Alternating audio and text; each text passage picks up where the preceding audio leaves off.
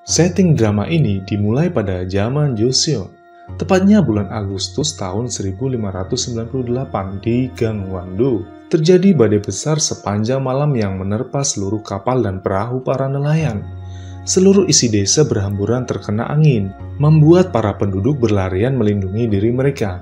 Kemudian esok harinya para penduduk membersihkan hamburan terpaan badai semalam. Mereka juga mengambil ikan-ikan yang berhamburan di tepi pantai yang disebabkan terpaan badai. Tak jauh dari situ, salah satu penduduk terkejut ketika melihat ada seorang perempuan yang terjebak dalam tumpukan batu di gua. Betapa kagetnya mereka ketika melihat perempuan itu memiliki wajah manusia tetapi berbadan ikan. Mereka pun langsung membawanya ke rumah Mr. Yang yang diperankan oleh Seung Dong-il. Mr. Yang bergegas lari untuk melihat makhluk yang ditemukan oleh para penduduk. Mr. Yang mencoba menyentuh putri duyung itu, tetapi salah satu warga mengingatkannya tentang rumor lama jika ada yang menyentuh putri duyung, maka ia akan menghilangkan ingatan orang tersebut. Mr. Yang pun tak jadi menyentuhnya. Mr. Yang memberitahu warga agar mempersiapkan pesta karena wali kota baru akan datang. Wali kota Damryung disambut dengan baik oleh Mr. Yang. Pujian-pujian juga datang dari mulut Mr. Yang. Pada saat berbincang, Mr. Yang menyeloteh tentang cerita Putri Duyung. Seluruh undangan menganggap jika cerita Putri Duyung itu hanyalah rumor. Akhirnya, Mr. Yang meminta para tamu untuk menyaksikan sesuatu di kolam taman rumahnya. Dengan rasa tidak percaya, mereka semua melihat keberadaan Putri Duyung yang ada di kolam. Damryung pun terkesima hingga langsung mendekati Putri Duyung yang masih terikat oleh tali. Kemudian, ia menanyakan apa rencana yang akan dilakukan Mr. Yang kepada Putri Duyung tersebut. Mr. Yang mengatakan jika ia akan memanfaatkan minyak Putri Duyung yang khasiatnya sangat langka dan melebihi minyak ikan paus.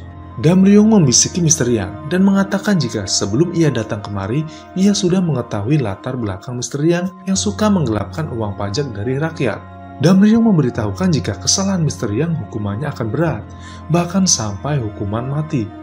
Mr. Yang ketakutan dan meminta agar Damryung tidak memberitahukan kesalahan ini lalu menawarkan apapun yang Damryung inginkan.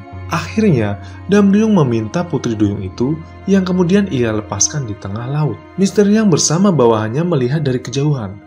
Kemudian, Putri Duyung itu mengulurkan tangannya ke Damryung. Bawahan Mr. Yang pun mengatakan jika Damryung sebaiknya tidak meraih tangannya karena hubungan manusia dan Putri Duyung bisa berdampak buruk atau baik di masa datang. Setting berpindah ke zaman modern. Seorang penipu yang juga jago hipnotis bernama Junjae selalu berhasil melakukan aksinya. Sampai akhirnya ia bersama kedua temannya Tae-oh yang diperankan oleh Shin Won-ho dan Nam-do yang diperankan oleh Lee Hee-jeon melakukan aksinya dengan menyamar menjadi tukang servis lift untuk ke kantor pengacara. Tetapi seorang staf keamanan mencurigai mereka karena tukang servis yang biasa datang bukanlah mereka. Junjae melakukan aksi hipnotis melalui korek apinya dan staf tersebut tertipu. Mereka langsung menuju kantor itu dan langsung melakukan penyamaran sebelum pengacara yang asli datang. Tae-oh bertugas di atap gedung bersama laptopnya untuk mengatur traffic light dan mengintai pemilik ruangan yang mereka ambil alih. Jang Jin-oh datang dan meminta bantuan Junjae yang berpura-pura sebagai pengacara untuk mengatasi kasus bunuh diri teman dari anaknya. Tae-oh melihat pemilik ruangan di penyeberangan depan gedung hendak menuju kantornya. Tae-oh langsung memberitahu Junjae dan Nam-do melalui earphone yang tak terlihat agar segera meninggalkan ruangan itu.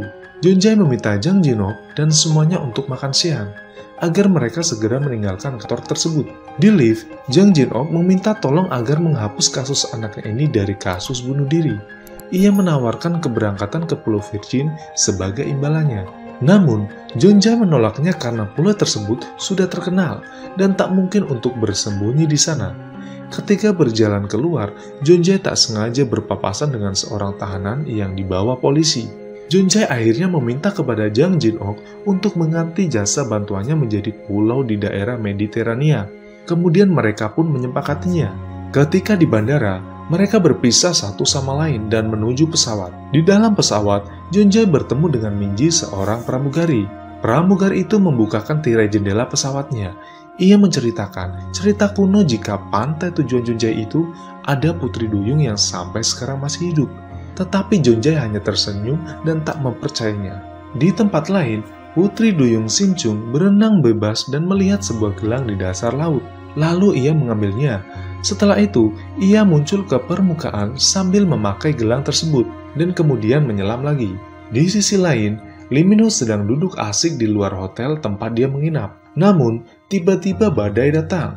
Ombak laut pun terlihat besar dan langit begitu gelap, dan akhirnya Lee Min-ho masuk ke kamar hotelnya. Saat itu juga, Putri Duyung Sin-chung yang ada di dasar laut berusaha menghindar derasnya arus dasar laut, yang akhirnya membuatnya terpental bersama derasnya arus tersebut.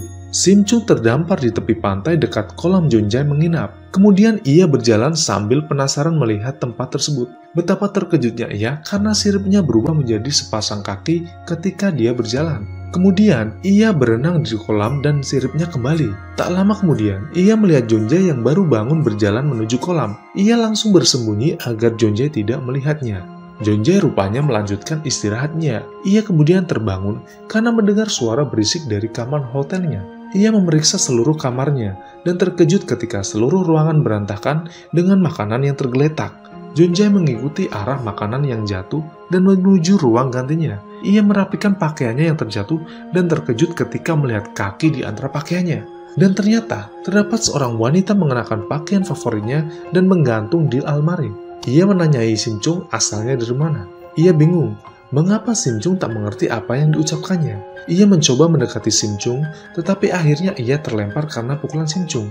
Sin-chung langsung lari ketika melihat laut di balik jendela. Ia terjatuh setelah menabrak kaca jendela tersebut. Jeonjae pun langsung mengikat Sin-chung dengan dasi dan ia melihat Sin-chung menggenggam sesuatu sehingga mencoba membuka tangannya dengan paksa. Namun, ternyata hanya sebuah buah ceri di balik tangannya. Jeonjae pun memotret Sin-chung beberapa kali sebagai bukti. Jeonjae langsung melaporkan ke polisi karena ada seseorang tak dikenal masuk ke kamarnya. Polisi datang dan membawa Sin-chung. Polisi itu memborgol tangannya. Karena tak tega, Jeonjae mengatakan jika wanita itu tidak mencuri apapun dan meminta polisi agar tidak memborgol, tetapi polisi itu menolak karena takut ia kabur. Jeonjae bersantai sambil melihat foto Sin-chung yang ia ambil. Ia tak sengaja melihat gelang giok yang dikenakan oleh Sin-chung. Ia mengirimkan foto itu ke Nam-do untuk mencari tahu karena ia merasa jika gelang itu memiliki nilai jual yang tinggi. Jeonjae pun pergi meninggalkan kamarnya dan menuju restoran. Sementara itu, di kantor polisi, para polisi merasa geram karena Sin-chung membuat keributan dengan menarik-narik tisu menirukan polisi. Dan salah satu polisi berusaha memarahinya, dan tak sengaja Sin-chung mendorongnya hingga terpental jauh. Di restoran, Jeonjae bertemu kembali dengan Minji. Jeonjae melakukan trik sulap mengeluarkan sebuah kalung di depan Minji dan berusaha memakaikannya. Tiba-tiba, Nam-do mengirim pesan dan mengatakan jika gelang yang Jeonjae kirim fotonya itu mempunyai nilai jual yang sangat tinggi. Ia pun duduk kembali dan tidak jadi memakaikan kalung ke Minji. Ia segera meninggalkan Minji menuju ke kantor polisi untuk mencari Sin-chung. Saat di perjalanan, Jeonjae diberitahu Nam-do jika di gelang tersebut ada tulisan Dam-hyung. Ia terhenti dan kaget seolah mendengar nama itu. Jeonjae datang mencari Sin-chung di sel tahanan. Polisi menanyakan apa tujuan ia kemari, karena masalah yang diajukan sudah selesai dan tak ada urusan lagi. Jeonjae kemudian mengeluarkan aksi hipnotis dengan korek api kepada polisi itu. Ia mengatakan jika Sin-chung adalah istrinya dan menunjukkan Sin-chung yang sedang memakai gaun. Karena tak sadar, polisi itu percaya dan membukakan sel tahanan dan mengeluarkan Sin-chung dan membawanya pergi. Ia melihat gelang yang ada di tangan Sin-chung dan hendak mengambilnya, tetapi Sin-chung bersiap memukulnya.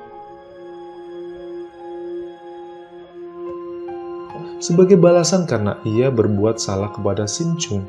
Di perjalanan, saat akan menyeberang jalan, Sin-chung memperlihatkan tingkah lucu ketika menirukan gambar yang ada di lampu merah. Setibanya di mall, ketika hendak naik eskalator, Sin-chung merasa takut dan tak jadi naik. Jeonjae yang melihat hal itu langsung memutuskan menggendongnya saat di eskalator. Hal itu membuat para pengunjung ramai menonton mereka. Sesampainya di toko sepatu, Jeonjae memilih dan memberikan sepasang sepatu kepada Sin-chung. Jeonjae menyuruhnya untuk memakai, tetapi Sin-chung justru memakainya di tangan. Hal itu dilihat oleh pegawai toko sehingga Jeonjae memilih memakaikannya. Jeonjae juga memilihkan baju untuknya, tetapi Sin-chung melakukan hal yang sama. Ia tak bisa memakainya sehingga pegawai toko menertawakannya. Saat menunggu, Nam-do menelpon Jeonjae. Akhirnya, Jeonjae keluar agar obrolannya tidak didengar orang lain. Setelah mengganti pakaian, Sin-chung mencari Jeonjae tapi dia tidak ada. ia justru melihat sirkus yang ada di luar toko pakaian tersebut. Junjae kembali dan menanyakan keberadaan Sim Chung ke pegawai, namun Sim Chung sudah tidak ada. Setelah lama ia mencari, akhirnya ia melihat anak kecil yang menangis keluar dari ruang anak. Ia memutuskan datang ke sana dan benar saja, Sim Chung ada di sana. Junjae merasa lega dan menanyakan keadaan Sim Chung sambil memastikan gelang itu masih ada. Sim Chung tersenyum melihat kedatangan Junjae. Junjae akhirnya mengajak Sim Chung untuk makan. Tak lama kemudian, Junjae mengeluarkan aksinya. Ia mengeluarkan korek api untuk menghipnotis Sim Chung. Tanpa disadari, gelang Sim Chung sudah ada di tangan Junjae. Kemudian Junjae membawa Sim Chung ke mall tadi. Ia meminta Sim Chung menunggunya di tempat duduk mall. Junjae kemudian meninggalkan Sim Chung dan turun menggunakan lift menuju hotel. Junjae berkemas dan meninggalkan kamarnya. Tak sengaja, Junjae melihat sebutir buah ceri di lantai yang mengingatkannya kepada Sim Chung. Ketika di mobil, ia berhenti di lampu merah. Kemudian ia teringat dengan tingkah Sim Chung. Sim Chung masih menunggu Junjae yang tak kunjung datang sampai mall sepi.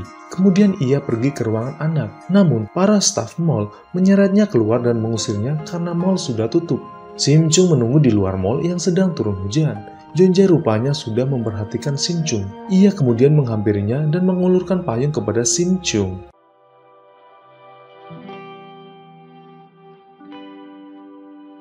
Sim Chung tersenyum melihat Junjae datang. Ia mengulurkan tangannya dan Junjae pun meraihnya. Momen ini seolah mengingatkannya kembali momen saat Sim Chung dilepaskan ke laut oleh wali kota Dam Ryung.